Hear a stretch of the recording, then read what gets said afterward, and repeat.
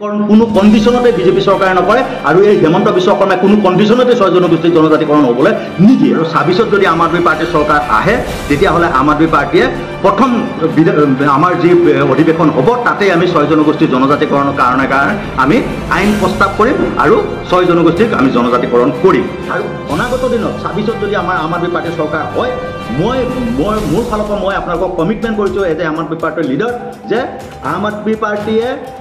আদিবাসীসকলকো ভূমিৰ অধিকাৰ সম্পূৰ্ণৰূপে দিব লগতে তেওঁলোকৰ যি দৈনিক 500 টকা মাচুল তেওঁলোকে বিচাৰি আছে মজুৰি বিচাৰি আছে সেই মজুৰি আম আদমি পাৰ্টিয়ে তেওঁলোকক দিব যেহেতু জুবিন গাৰ্গৰ মৃত্যু ন্যায় বিচাৰৰ লগতে সমান্তৰাল কৰে 6 জনগোষ্ঠীৰ জনজাতিকৰণৰ দাবী উঠি আছে আৰু এছামে জনজাতিকৰণৰ দাবী তুলিছে আৰু এছামে জনজাতিকৰণৰ বিৰোধীও কৰিছে এই ক্ষেত্ৰত আপোনাৰ মন্তব্য কেনেকুৱা ধৰণৰ 6 জনগোষ্ঠী জনজাতিকৰণটো এই জনজাতিসকলৰ এটা প্ৰাপ্য অধিকাৰ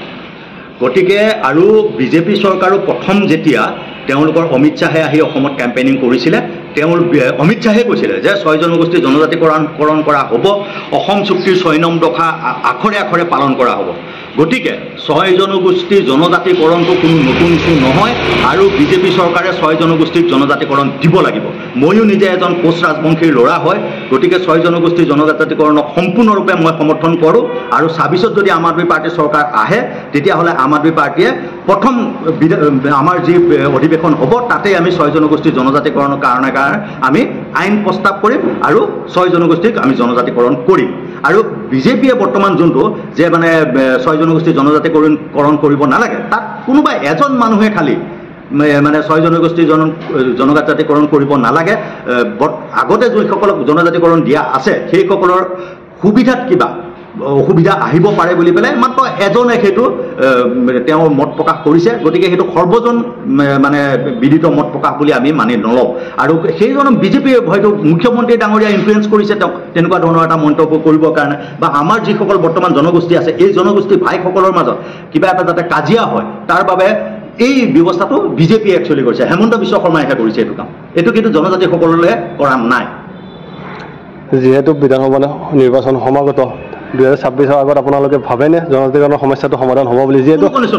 প্ৰত্যেক চৰকাৰে জনজাতিকৰণৰ প্ৰতিশ্ৰুতি দিয়ে নিৰ্বাচনী প্ৰতিদ্বন্দ্বী পাৰ হয় এইবাৰ ভাবেনে আপুনি কোনো কণ্ডিশ্যনত তেখেতে কি কৈছে যে নৱেম্বৰ মাহত 6 জনগোষ্ঠীৰ জনজাতিকৰণৰ কাৰণে তেওঁলোকে বিধেয়কত এইটো বিধেয়ক হিচাপত স্থাপন কৰিব নৱেম্বৰৰ পিছত এপ্ৰিলত ইলেকশ্যন হ'ব তাৰ আগত অধিসূচনা জাৰি হ'ব গতিকে সেই এমাহ বা দুমাহ সময়ত তেওঁ কি হিচাপত তেওঁ জনজাতিকৰণ দিব যে কোনো কণ্ডিশ্যনতে বিজেপি চৰকাৰে জনজাতিকৰণ নিদিয়ে তেওঁ আকৌ 26ৰ ইলেকশ্যনটো কি হিচাপে প্ৰলোভন দিয়ে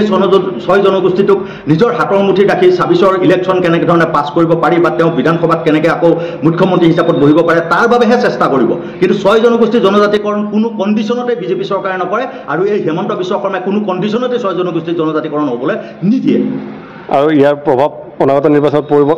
নিশ্চিতভাৱে পৰিব আৰু তাৰ লগত মই আপোনাক আৰু এটা কথা কওঁ আজি আদিবাসীসকলে যিটো পৰ্যায়ত আপোনাৰ আন্দোলন কৰিছে 6 জনগোষ্ঠীৰ জনজাতিকৰণ লগতে আদিবাসীসকলক ভূমি পট্টাৰ অধিকাৰ লাগে আৰু তেওঁলোকক দিন হাজিৰা যোনটো তেওঁলোকৰ মজুৰি দৈনিক মজুৰি সেই মজুৰি বৃদ্ধিক লৈ পেলাই তেওঁলোকে যিখিনি আন্দোলন কৰি আছে এইটোতো আমি আম আদমি পাৰ্টিৰ ফালৰ পৰা এই আদিবাসী চাহ জনগোষ্ঠীৰ জনজাতি লোকসকলৰ লগত আমাৰ সম্পূৰ্ণ সহযোগিতা আছে তেওঁলোককো ভূমিৰ অধিকাৰ বিজেপি চৰকাৰে দিব লাগিব আমাৰ সেইটো তেওঁলোকৰ ওচৰত দাবী আৰু তেওঁলোকৰ যি মজুৰি 500 টকা তেওঁলোকে বিচাৰি আছে এই 500 টকাটো বিজেপি চৰকাৰে তেওঁলোকক দিব লাগিব আমি আমাৰ ফালৰ পৰা এইটো আমি অনুৰোধ জনাইছোঁ আৰু অনাগত দিনত 26ত যদি আমাৰ আম আদমি পাৰ্টিৰ চৰকাৰ হয় মই মোৰ ফালৰ পৰা মই আপোনালোকক কমিটমেণ্ট কৰিছোঁ এজ এ আম আদমি পাৰ্টিৰ লিডাৰ যে আম আদমি পাৰ্টিয়ে